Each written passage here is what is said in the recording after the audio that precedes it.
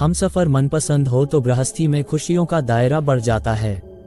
जमाने की नजरों में दीपिका और राजेश भी खुशमिजाज दंपति थे। करीब 8 साल पहले कॉलेज के दिनों में दोनों की मुलाकात हुई थी।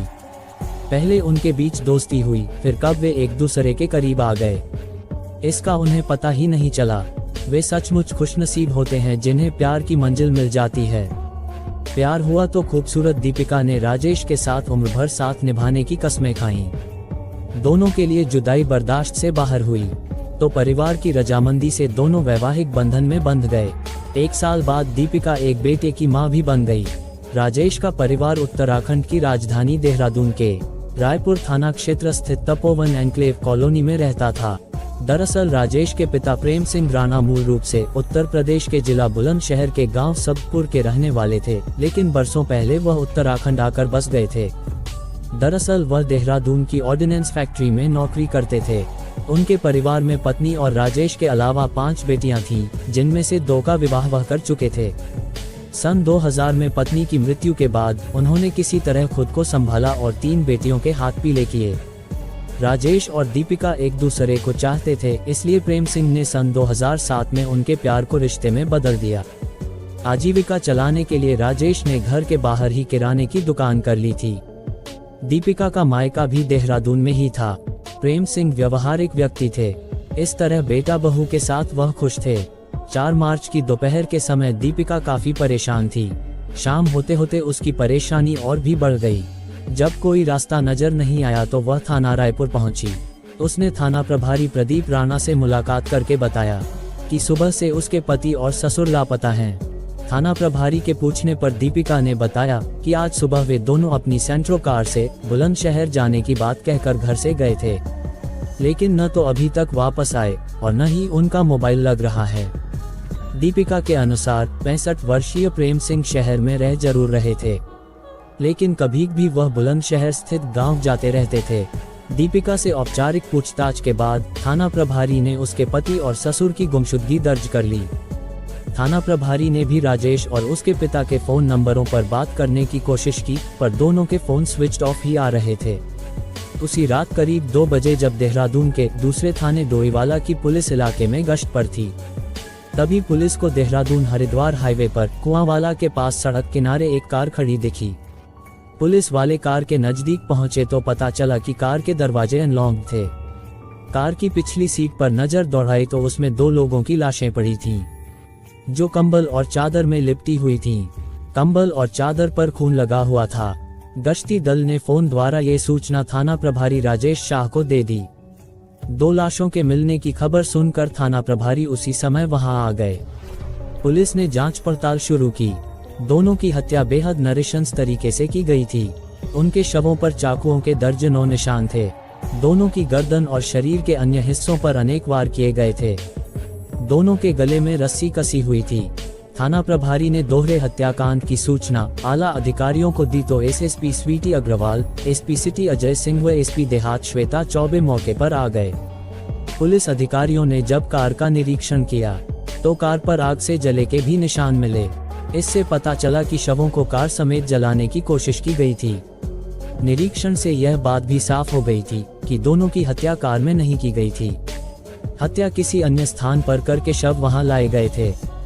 सुबह होने पर आसपास के लोगों को कार में लाशें मिलने की जानकारी मिली तो तमाम लोग वहां जमा हो गए, पर कोई भी लाशों की शिनाख्त नहीं कर सका। आखिर पुलिस ने शवों का पंचनामा भरकर उन्हें पोस्टमार्टम हेतु भेज दिया। पुलिस ने कार के बारे में जानकारी की तो वह दीपिका राणा के नाम पर पंजीकृत निकली, जो तपोवन कॉलोनी में रहती थी।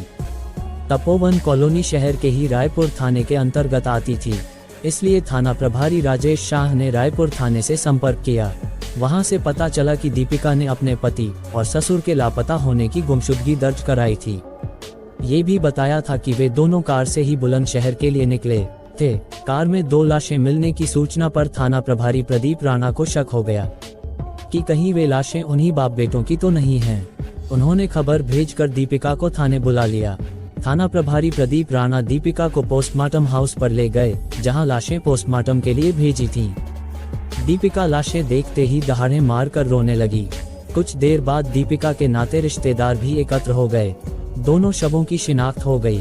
दीपिका इस स्थिति में नहीं थी कि उससे उस समय पूछताछ की जाती, लेकिन हल्की पूछताछ में उसने किसी से भी अपने परिवार की रंजिश होने से इनकार कर दिया।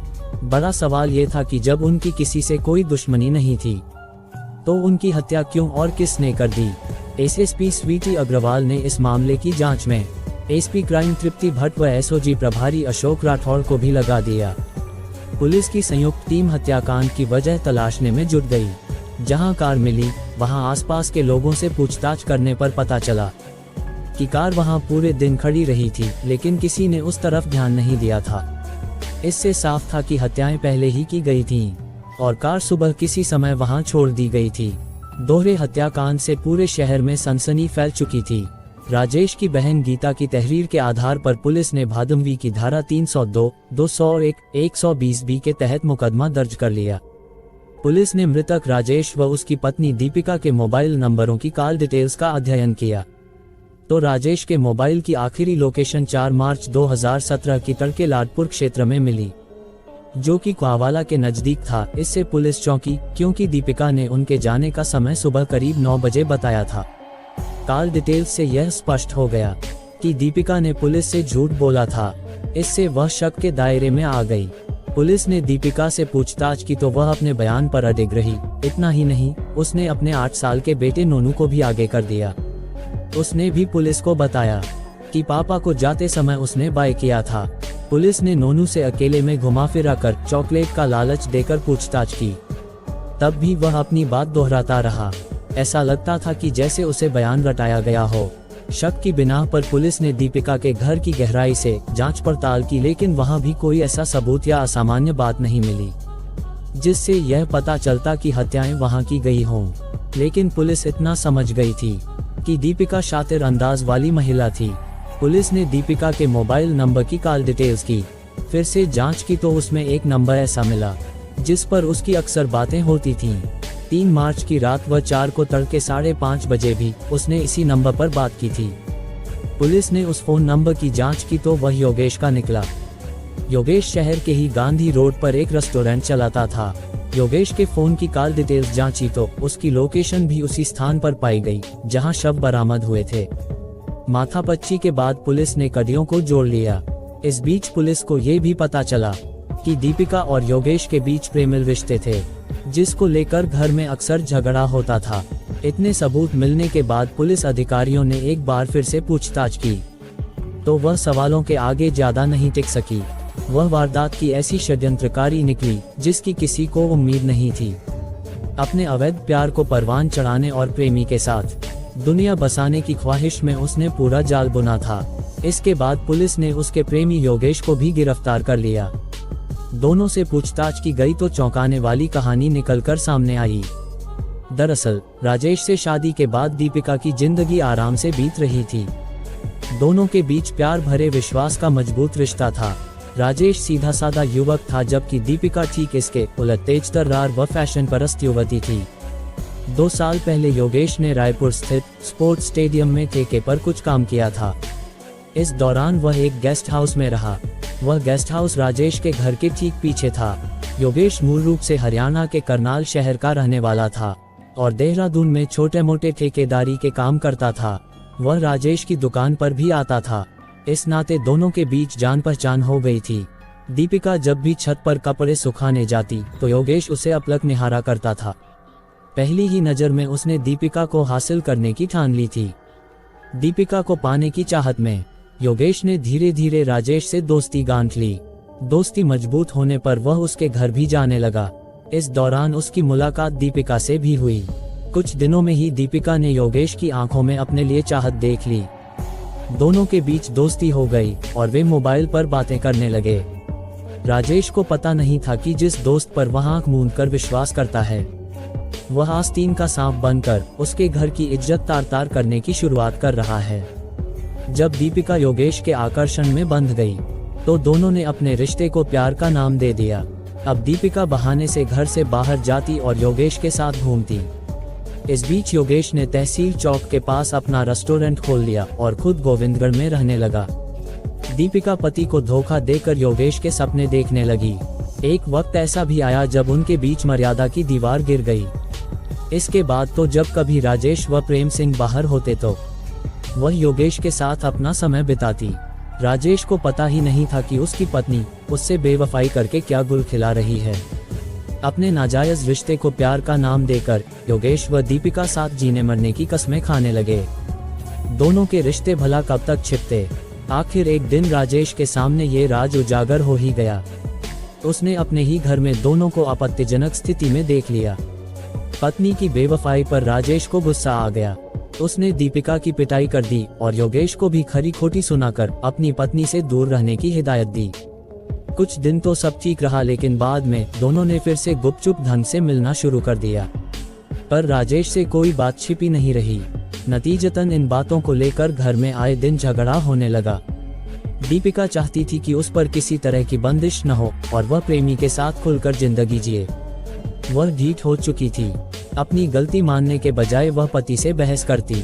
राजेश अपना घर बर्बाद होते नहीं देखना चाहता था, लिहाजा वह समय समय पर परिवार और बच्चे का वास्ता देकर दीपिका को समझाने की कोशिश करता, पर उसके दिमाग में पति की बात नहीं धंसती। बल्कि एक दिन तो बेशर्मी दिखाते हुए उसने पति से कह दिया, मेरे पास एक रास्ता है कि तुम मुझे तलाक देकर आज़ाद कर दो, फिर तुम्हें कोई दिक्कत नहीं होगी।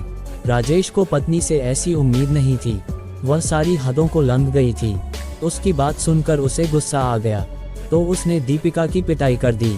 दीपिका राह से इतना भटक चुकी थी कि वह राजेश को भूलकर योगेश से जुनून की हद तक प्यार करती थी। कई दौर ऐसे आए जब उसने योगेश को नकद रुपए भी दिए। ये रकम 2.5 लाख तक पहुंच चुकी थी। राजेश मानसिक तनाव से गुजर रहा था। वह इस कदर परेशान हो गया कि उसने तलाक की बात मान लेने में ही भलाई समझी। दोनों तैयार हुए, लेकिन बेटे को लेकर बात अटक गई। राजेश बेटे को अपने साथ रखना चाहता था, जबकि दीपिका उसे देने को भी तैयार नहीं थी। कभी भी राजेश गुस्से में उसकी पिटाई भी कर देता था। अपनी पिटाई की बात दीपिका जब योगेश को बताती तो योगेश गुस्से में तिलमिला कर रह जाता था। उसे यह कतई पसंद नहीं था कि राजेश उसकी प्रेमिका पर हाथ उठाए। रिश्तों की कड़वाहट इस हद तक बढ़ गई कि दीपिका अपने बेटे के साथ बेडरूम में सोती थी, जबकि राजेश ड्राइंग रूम में सोता था। दीपिका अपना आचरण बदलने को तैयार नहीं थी और राजेश उसकी शर्तों पर तलाक नहीं देना चाहता था। रिश्तों में नफरत भर चुकी थी। दीपिका तो विवेकहीन हो चुकी थी। वह अब हर सूरत में हमेशा के लिए योगेश की होना चाहती थी। योगेश भी इन बातों से परेशान हो गया था। राजेश के रहते ये संभव नहीं था, इसलिए दोनों ने राजेश को रास्ते से हटाने का खतरनाक फैसला कर लिया। ये काम राजेश के अकेले के वश का नहीं था। उसके रेस्टोरेंट पर पप्पू व डब्बू नामक 2 युवक अक्सर आते रहते थे। वे दोनों दबंग प्रवृत्ति के थे और पश्चिमी उत्तर प्रदेश के रहने वाले थे। उनके बारे में वह ज्यादा नहीं जानता था। उसे वे काम के मोहरे नजर आए। योजना के अनुसार योगेश ने बहुत जल्द उनसे दोस्ताना रिश्ते बना लिए। एक दिन बातों बातों में योगेश ने कहा, तुम दोनों को लखपति बनाने का एक प्लान है मेरे पास। क्या? पप्पू ने उत्सुकता से पूछा। मेरे लिए तुम्हें एक काम करना होगा, जिसके बदले में तुम्हें 5 लाख रुपए मिलेंगे। कहने के साथ ही योगेश ने उन्हें अपने मन की बात बता दी। पैसों के लालच में दोनों हत्या में उसका साथ देने को तैयार हो गए। अगले दिन उसने दीपिका से बात की और उससे 50,000 रुपए लेकर बतौर पेशगी दोनों को दे दिए। इसके बाद दीपिका व योगेश उचित मौके की तलाश में रहने लगे। उन्होंने 3 मार्च 2017 की रात हत्या करना तय कर लिया। उस रात प्रेम सिंह अपने कमरे में और राजेश ड्राइंग रूम में नींद के आगोश में थे, लेकिन दीपिका की आंखों से नींद कोसों दूर थी। योगेश ने दीपिका को फोन किया तो उसने अपने घर का पिछला दरवाजा खोल दिया। फिर रात तकरीबन 12 बजे के बाद घर के पिछले दरवाजे से पप्पू व डब्बू के साथ योगेश घर में दाखिल हुआ। दीपिका तीनों को ड्राइंग रूम तक ले गई। वे अपने साथ गला दबाने के लिए रस्सी भी लाए थे। राजेश उस वक्त गहरी नींद में था। पप्पू व डब्बू राजेश के गले में रस्सी डाल रहे थे कि उसकी आंख खुल गई। मौत का एहसास होते ही वह बचाव के लिए उनसे उलझ गया, लेकिन उन सभी ने उसे दबोच लिया। इस बीच दीपिका ने रसोई में से 2 चाकू लाकर उन्हें दे दिए। उन्होंने पहले रस्सी से उसका गला दबाया, इसके बाद चाकुओं से ताबड़तोड़ वार किए। दीपिका ने उसके पैर पकड़ लिए थे। योगेश के मन में राजेश के प्रति इसलिए नफरत थी क्योंकि वह दीपिका को पीटता था, इसलिए उसने उसके शरीर पर सबसे ज्यादा वार किए। इस बीच आवाज सुनकर दूसरे कमरे में सो रहे राजेश के पिता प्रेम सिंह वहां आ गए। अपनी आंखों से मौत का नजारा देखकर उनके पैरों तले से जमीन खिसक गई। प्रेम सिंह को देखकर सभी के चेहरों पर हवाएं उड़ गईं। उनका इरादा प्रेम सिंह की हत्या का नहीं था, क्योंकि उन्होंने राजेश की हत्या करते देख लिया था, इसलिए उनकी भी हत्या का फैसला कर लिया। उन्होंने मिलकर प्रेम सिंह को दबोच लिया और चाकुओं से ताबड़तोड़ प्रहार करके उनकी भी हत्या कर दी। पति व ससुर की सांसों की डोर टूटने से दीपिका खुश हुई। इसके बाद पप्पू व डब्बू वहां से चले गए। फिर दीपिका व योगेश ने मिलकर खून साफ किया और दोनों लाशों को चादर व कंबल में बांधकर कार में रख दिया। योगेश ने चाकू और राजेश का मोबाइल भी रख लिया। तड़के वह कार लेकर वहां से चला गया। रास्ते में लाडपुर के जंगल में उसने सारा सामान फेंक दिया। इससे पहले उसने मोबाइल स्विच ऑफ कर दिया था। कार उसने क्वावाला में सड़क किनारे छोड़ दी। उसने कपड़े से कार में आग लगाने की कोशिश भी की थी, लेकिन कामयाब नहीं हो सका और इस प्रयास में वह खुद भी जल गया था। इसके बाद उसने फोन करके दीपिका को लाशों को ठिकाने लगाने की जानकारी दे दी और अपने घर चला गया। योजना के अनुसार दीपिका ने अपने मासूम बेटे को अच्छे से रटवा दिया था कि कोई भी पूछे तो बताना है कि उसने पापा को जाते हुए बाय किया था। शाम ढले दीपिका ने पति व ससुर के बुलंदशहर जाने की झूठी कहानी गढ़कर उनकी गुमशुदगी दर्ज करा दी। अपने घर को भी उसने पूरी तरह दुरुस्त कर दिया था। ये काम इतनी सफाई से किया था कि घर की तलाशी लेने पर पुलिस भी वहां से कोई सबूत नहीं जुटा पाए। योगेश की निशानदेही पर पुलिस ने खून से सने चाकू और सोफा के कवर बरामद कर लिए। विस्तृत पूछताछ के बाद अगले दिन यानी 6 मार्च 2017 को पुलिस ने दोनों आरोपियों को अपर मुख्य न्यायिक मजिस्ट्रेट द्वितीय विनोद कुमार की अदालत में पेश किया, जहां से उन्हें 14 दिनों की न्यायिक हिरासत में जेल भेज दिया गया।